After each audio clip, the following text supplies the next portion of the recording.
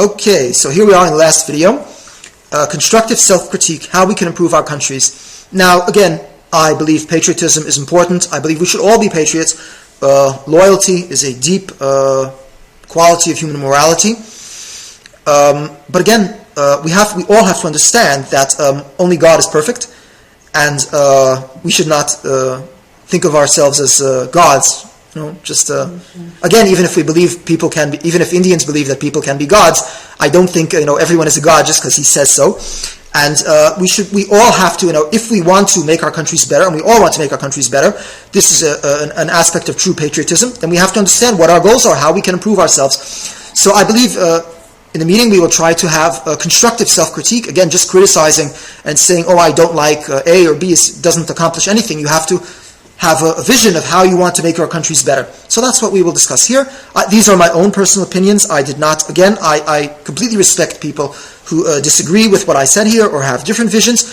I just try to give my vision just as an example of how it would work. Okay, so this is my constructive self-criticism of my beloved country, Israel. I will leave the Indian self-critique to Indians, okay? That is for them to decide. What I would like less of in my country is, of course, populism, political tribalism, which, of course, go hand in hand. We have in our country nowadays what is called the Rak Bibi and Rak Lo Bibi, the only Bibi and anything but Bibi factions. In other words, people who will go tribally, completely tribally for Netanyahu, and people who are completely tribally against Netanyahu.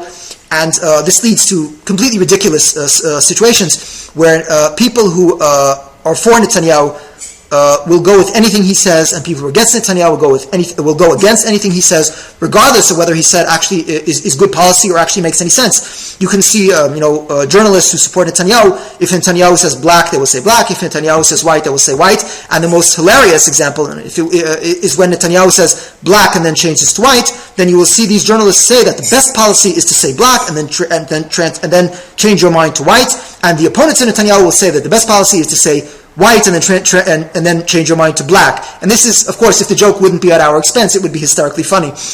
And of course, as I stated beforehand, I don't like socialism. I believe socialism leads to poor performance. It corrupts our society. It is against meritocracy and excellence. And it also makes, beyond all, it ruins the economy and makes our people poor. Israel is not a fully socialist country, for those who are not familiar, but there are many brands of, again, socialism or populism, however you want to define it. Many of our recent finance ministers definitely were populists. And again, of course, this goes on in India. Also, the government giving out prizes and benefits to different interest groups. Again, I'll leave it for the Indians to discuss these issues. Things I would like more of in our politics, in our public discourse, are backbone and the courage to withstand pressure. Again, regardless, like I said, backbone is the opposite of tribalism. You do not have to justify everything your tribal chief says. It's not a sports team where you have to always support the team. If you think that the best policy was raised by someone who is not on your political team, but by the opposition or even a foreigner, then you should say that. You have to have the backbone to have a debate that is based on facts and trying to understand the truth. You cannot. Excuse me a second. You cannot just go blindly along with your tribe. That is counterproductive. It is against the best interests of the country. Yes, now, more high culture. I would like Israelis to delve into the deep aspects of our classical culture, of our contemporary culture, all sorts of things. Again, I want my people to be more deeper people, more knowledgeable, more cultured, and not just global pop culture. I want more normal relationship to the region and more international conservative alliances. I believe that Israel is fundamentally a conservative country. I don't think this is deniable, even though many of our elites are not conservative at all. So I believe we should have more normal relationships with our neighbors, the Islamic world, yes. Even though many of these countries are fanatics, have fanatic elements in them, like Hezbollah in Lebanon or the Assad regime, which always was radical. But again, I think whoever we can be friends of, we should befriend. And again, an international conservative alliance also, such as the one we already have with the evangelicals and with the Indians. I think it's important. And not only the Indians, again, if I really want to be a bit bold here, we don't have to choose sides between India and Bangladesh and Pakistan. Of course, India are our friends, but if we can have a role in de-radicalizing Pakistan and eventually having a better relationship between India and Pakistan, I would view it as an honor. Global peace is a messianic vision in Judaism, and we should take it seriously. Even though, again, it is very clear, as I said, it should be very clear who our friends are and who are not.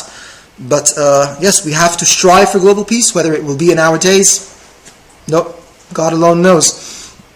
And a final word is, each community has its own problems to acknowledge and solve, and not blame others. Again, if Israel is not perfect, if India is not perfect, we have no business blaming just our enemies, even if they are our enemies, and they can be violent and murderous enemies. But again, your own problems, you should be the one trying to solve them, and not scapegoating anyone, minorities, majorities, political opponents, etc. So that was the series of videos. I hope you enjoyed. Feel free to leave any comments or to follow up on my blog, Ro'i Ozevich. That would be in English. We interviewed most of our episodes are in Hebrew, but we have in English also. We want to do more English content now. And feel free to try to contact me any way you can. Bye-bye. Shalom. Namaste.